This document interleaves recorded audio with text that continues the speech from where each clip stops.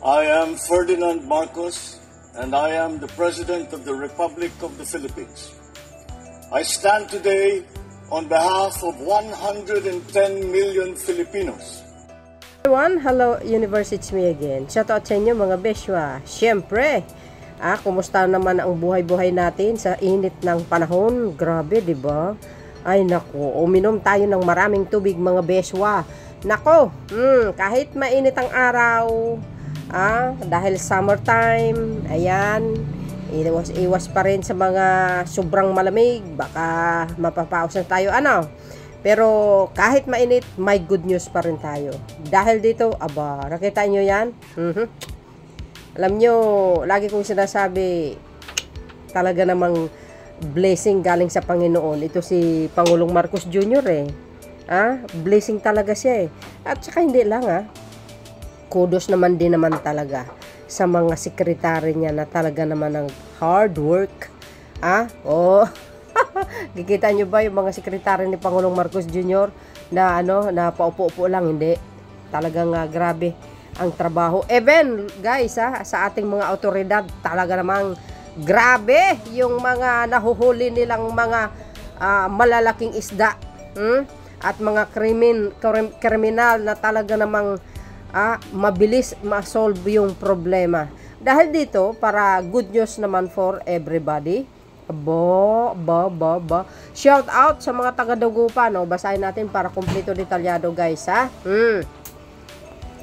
Ayan, sabi po dito ng DSWD, ayan, inaputos around 3,000 beneficiaries of the Pantawid Pamilya Filipino Program for PH from 11 municipalities in Pangasinan participate in the trabaho sa bagong job fair in Dagupan City on Friday, April 25. Oy, wow, social. You see guys, kahit wala ang Pangulo, pero yan po ang kanyang kautusan. Alam po natin sa mga nakaraan, mga araw, mga buwan, si PBBM ang laging nangunguna, sa job fair na yan para lang maipakita ang kanyang suporta sa ating mga kababayan na talagang dinadala niya sa mamamayang Pilipino ang job fair.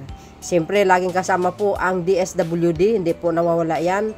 Lahat ng mga ahensya. Tulad niya, inaputos around 3,000 beneficiaries of Pantawid Pamilyang Pilipino 4PH from 11 municipalities in Pangasinan participate in the trabaho sa bagong Pilipinas Job Fair in Dagupan City on Friday, April 25. Saan kayo makakita guys? Pantawid program, pagkakataon ninyo yan, apply kayo ng trabaho. Ayan, Department of Social Welfare and Development, which is ang DSWD, under Secretary Wilma Cabrera of the Conditional Cost Transfer Groups, CCTJ, was present at the job fair. Sabi ko sa inyo, ang purpose, agay, pagkakataon nyo, sipagan nyo lang, pag natanggap kayo sa trabaho, bira! Para sa ating pamilya, mga kababayan. Yan ang maganda. Ay, nako. Mapapasa na all ka lang talaga dito sa bagong administrasyon. Ang galing talaga ng mga ideya nyo. Nako, Mr. President, ikaw na talaga. Secretary Benvenuto Laguesma of the Department of Labor and Employment, Dolly, also graced the activity. Sabi ko sa inyo hindi lang isang ahensya ng gobyerno. Halos nandyan ang mga ahensya ng gobyerno. Para mabigyan ng solusyon ang ating mga kababayan. Siyempre guys, gusto nila magkaroon ng trabaho. Ito na ang pagkakataon. Pagsamantalahin nyo na.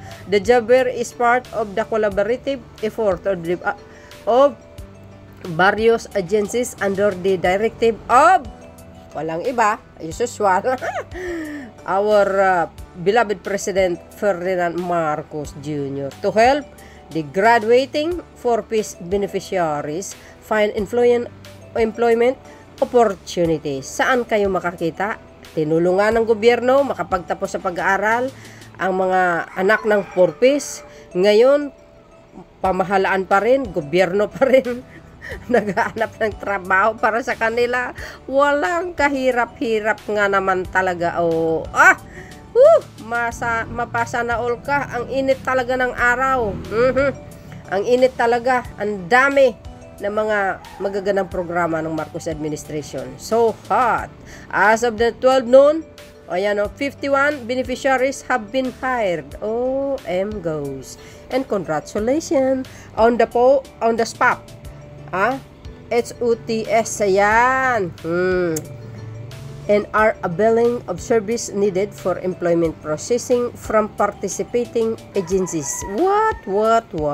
You see, mga bes, sabi sa inyo kaya nga tumataas ang employment rate dahil dito sa mga magagandang programa ng ating gobyerno.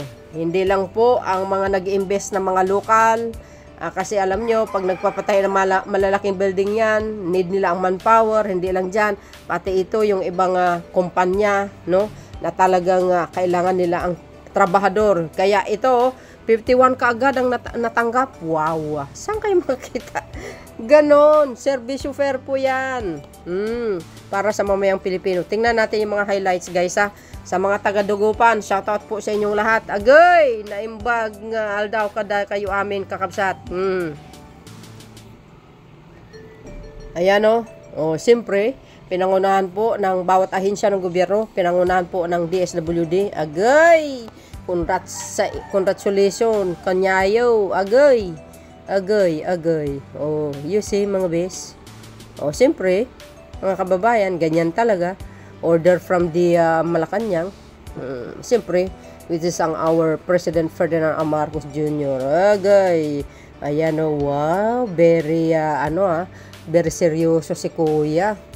Talaga OM goes. Wow, congratulations po sa inyo lahat. Ayan. Ganyan dapat ang isang leader. Alam na alam niya ang pinakapuno. Paano maibsan ang kahirapan sa bansang ito. Why? Pag ang mamamayang Pilipino ay maraming trabaho, nagkakaroon ng trabaho, less poverty po yan. Yun. Kaya yun dapat ang isa sa mga pamaraan, no? Dalhin mo sa mamayang Pilipino mismo ang bawat ahensya ng gobyerno, ang bawat kumpanya na talagang nangailangan ng trabahador. Agay! So ako, guys, masaya. Well, anyway, siyempre maraming mga anti-Marcos dyan nag-a-apply. Lagi natin sinasabi, nangunguna yan sa pilahan. Pero okay lang kasi ganun talaga. They are Filipino also naman. Kaya, siyempre, lahat makikinabang sa mga magandang programa ng Marcos administration. Ang job fair po ng Bagong Pilipinas, under the Marcos administration, yan po ay hindi lang po trabaho dito sa Pilipinas, kundi pati trabaho para sa ibang bansa. Ika nga OFW. Okay? So, yun guys, ang aking pinaka-latest updates video. Ayan sila. Wow. Sus, Mariusip, pag ang skill mo magaling kang driver, karpintero, no, 'di ba? At mga electrician ay pasok ka diyan. So, yun guys, ang aking pinaka-latest updates video. Maraming salamat sa inyong watching. See you again on my next upload video. Bye and baboos. God bless. Palapit!